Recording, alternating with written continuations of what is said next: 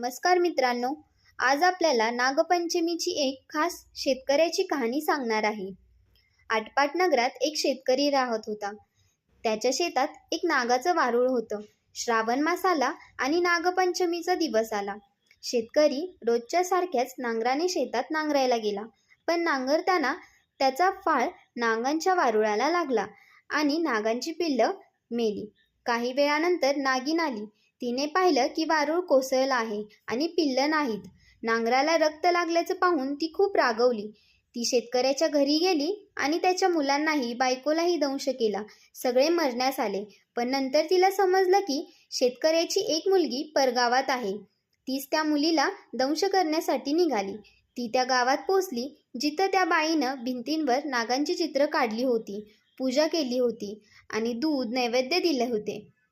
नागिन तिथं पूजा वाहून समाधी झाली। तिने बाईला विचारलं, तू कोण? तुझे आई बाबा कुठे आहेत? बाईने सर्व सत्य सांगितलं।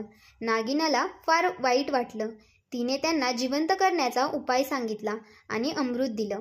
ती अमृत घेऊन परत आली आणि सगळ्यांना जिवंत केलं। मुलीनं त्यांना नागपंचमीचं व्रत कसं करावं तेही सांगितलं।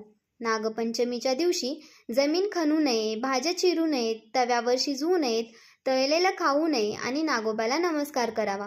त्या दिवसापासून नागपंचमी पाळली जाते। मित्रांनो, कितीही दुष्ट प्राणी असला तरी त्याची मनापासून आराधना केली तर तो नक्कीच प्रसन्न होतो। जशी नागिन तिला प्रसन्न झाली, तशीच आपण सगळेही नागोबा प्रसन्न ठेवूया। अशाच माहितीसाठी आमच्या चॅनेलला लाईक करा, शेअर करा आणि सबस्क्राईब करायला विसरू नका। धन्यवाद।